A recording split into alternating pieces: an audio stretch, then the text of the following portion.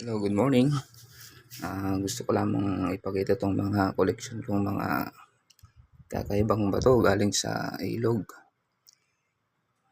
Bibihira ho yung iba na mahanap. Katulad po nito, marami po kayong makikita pero bibihira po yung mga ganitong klase. Isa-isahin po natin ito. Pakita. Ayan. Ayan. Ayan o.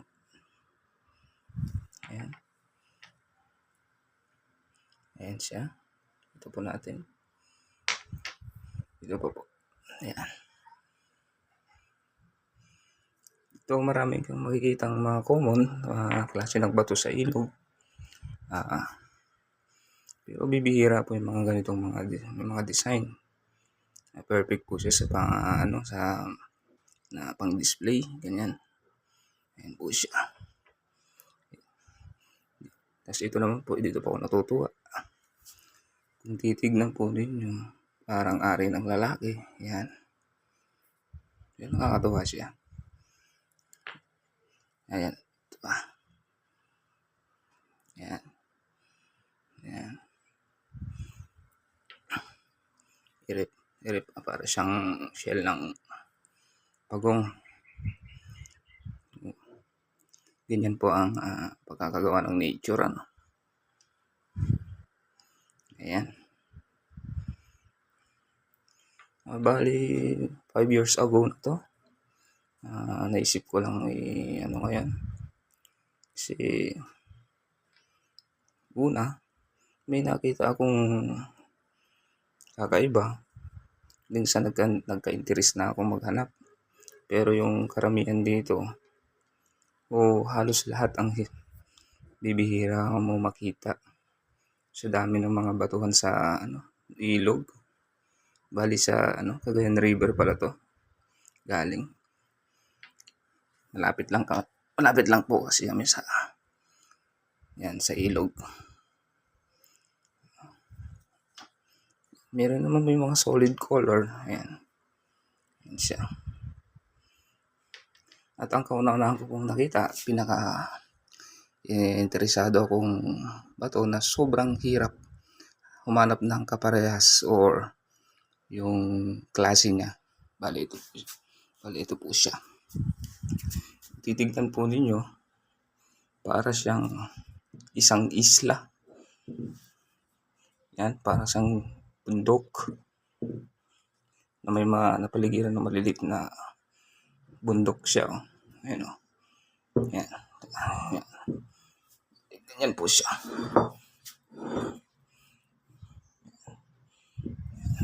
Top view. Ayan po siya. Ayan.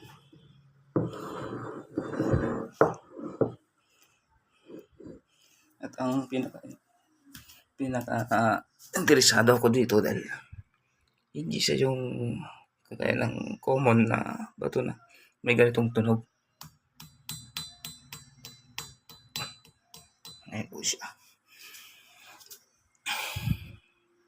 At meron pa pong isa, yung pangalawa ko pong hanap. Siguro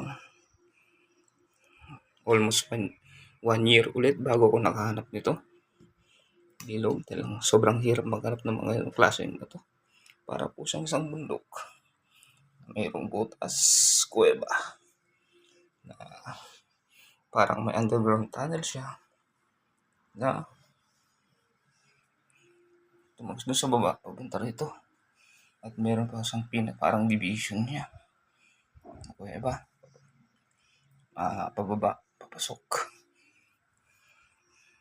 At dito pa po yung isa.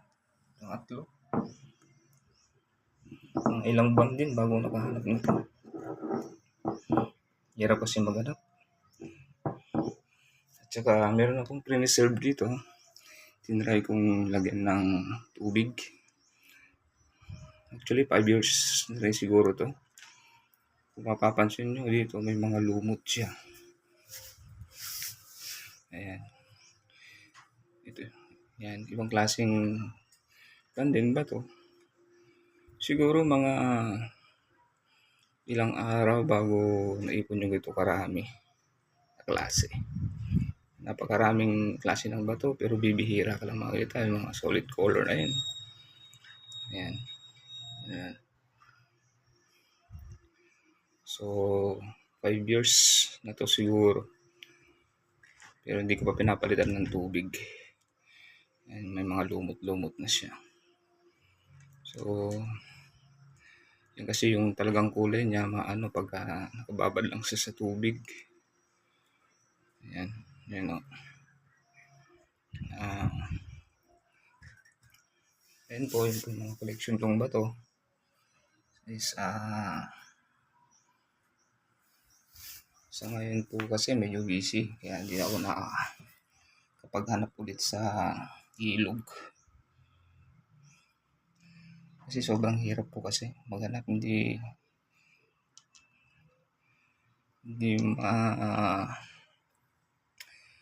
kakita basta-basta kasi ng mga ganitong klase kasi kaya naging interesado ako.